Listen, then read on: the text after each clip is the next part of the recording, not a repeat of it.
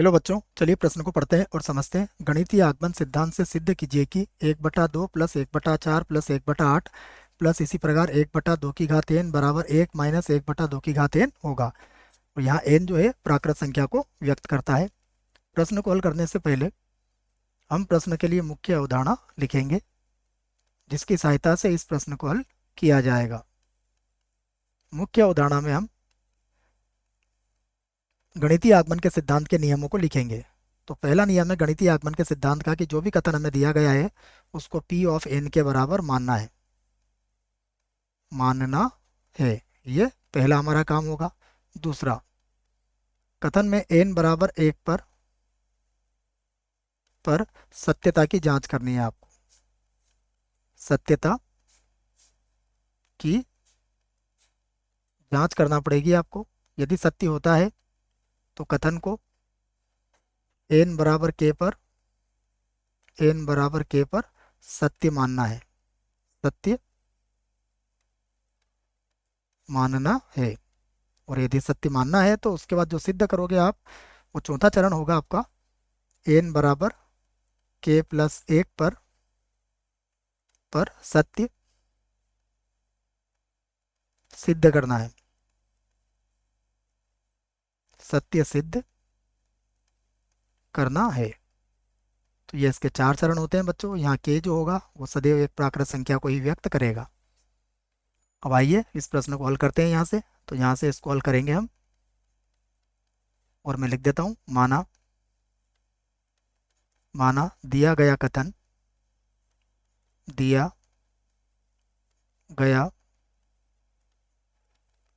P of n है। माना दिया गया कथन P ऑफ n है। तो यहाँ पर P of n such that ये हो जाएगा 1/2 प्लस 1/4 प्लस 1/8 और प्लस ये हो जाएगा 1/2 की घात n बराबर होगा 1 माइनस 1/2 की घात n। ये होगा। अब इसमें हम क्या करेंगे, n बराबर 1 रख लेंगे। n बराबर 1 रखेंगे। रखने पर n बराबर 1 रखेंगे तो ये होगा 1, यहाँ मिलेगा 1/2 बराबर 1 माइनस 1/2, जो किसके बराबर होगा, फिर से 1/2 के, अर्थात जो सत्य है। जो सत्य है। इसका अर्थ क्या हुआ कि कथन n बराबर 1 पर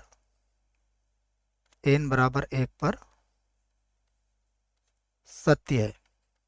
यदि कथन n बराबर 1 पर सत्य है तो n बराबर k पर सत्य हम मान लेंगे। तो माना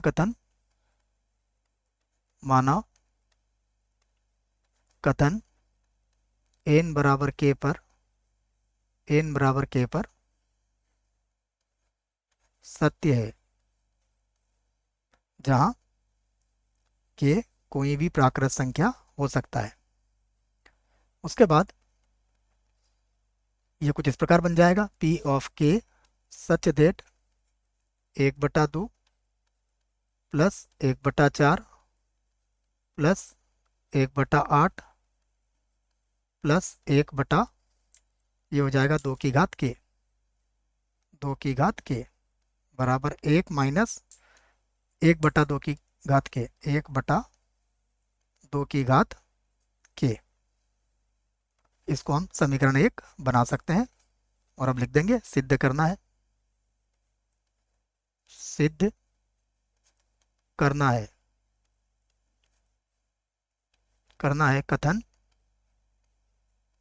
कथन n बराबर k प्लस 1 पर सत्य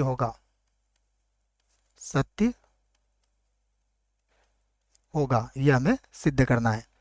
तो ये बन जाएगा P of k plus 1, P of k plus 1 such that, देखिए ये बन जाएगा 1/2 प्लस 1/4 प्लस 1/8 प्लस 1/2 प्लस ये हो जाएगा 1/2 प्लस 1 बराबर 1 माइनस 1/2 प्लस 1 और बटा 1/2 प्लस 1 है। इसको हमने समीकरण नंबर 2 बना दिए। अब जो सिद्ध करना है हम उसका क्या ले लेंगे, हम उसका बायां पक्ष लेंगे। तो बायां पक्ष, देखिए बायां पक्ष क्या हो जाएगा, ये हो जाएगा 1/2 प्लस 1/4 प्लस 1/8 और प्लस 1/2 प्लस 1/2 प्लस 1। अब इस मान को देखिएगा आप, यहाँ तक का मान किसके बराबर है, समीकरण नंबर 1 के बराबर है। तो हम इसको समीकरण नंबर 1 के बराबर यहाँ लिख देंगे। देखिए तो ये हो जाएगा 1 माइनस 1/2 ये आ जाएगा हमारे पास, और प्लस कितना है 1/2 प्लस 1। ये मान कहाँ से रखा है हमने, समीकरण 1 से ये मान रखा है। अब इसे मिटा देते हैं और अब ध्यान से देखिए यहाँ पर हम क्या करेंगे, बराबर 1 तो वैसा का वैसे रहेगा, माइनस यहाँ से 1/2 को हम कॉमन ले लेते हैं। तो देखिए यहाँ कितना बचेगा 1, इसका चिन्ह बदल जाएगा तो ये माइनस 1/2 यहाँ पर बच जाएगा, क्योंकि 1/2 तो कॉमन निकल गया, 2 1 बचा है, 1 में से आधा गया तो फिर से आधा बचेगा। तो बराबर ये हो जाएगा 1 माइनस 1/2 और गुणा कितना आ जाएगा 1/2। तो बराबर 1 माइनस 1/2 प्लस 1। ये हमारे पास, तो ये हमारा क्या है, ये है हमारा दायां पक्ष। क्या है ये, दायां पक्ष है। तो दायां पक्ष हमें मिल चुका है, अर्थात कथन कथन n बराबर k प्लस 1 पर सत्य है। कथन n बराबर k प्लस 1 पर सत्य है। अब हम क्या करेंगे, लिख सकते हैं इस बात को कि अतः गणितीय आगमन के सिद्धांत से, अतः गणितीय आगमन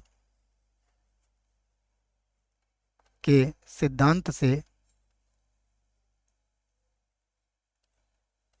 अतः गणितीय आगमन के सिद्धांत से कथन P ऑफ n सभी n belongs to capital N के लिए सत्य होगा, सत्य होगा। यही हमें सिद्ध करना था। आशा करता हूँ बच्चों प्रश्न का उत्तर समझ में आया होगा। धन्यवाद।